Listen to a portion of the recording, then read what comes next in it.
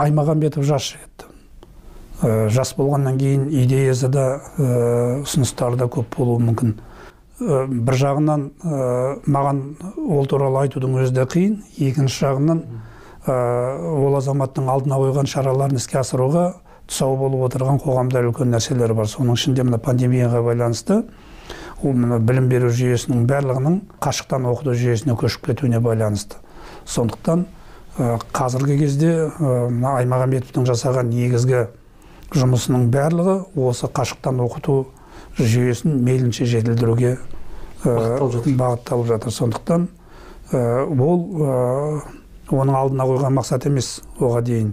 Оның ойында жүрген үлкен жасайым деген нәрселері болды, бірақ өкінішке орай мына қосымша жағдайлар оған кері әсер жасап, алдына қойған мақсаттардың жетуіне мүмкіндік бермей жатыр. Сондықтан оның мен мына ісі жақсы, мына ісі жаман деп айта алмаймын.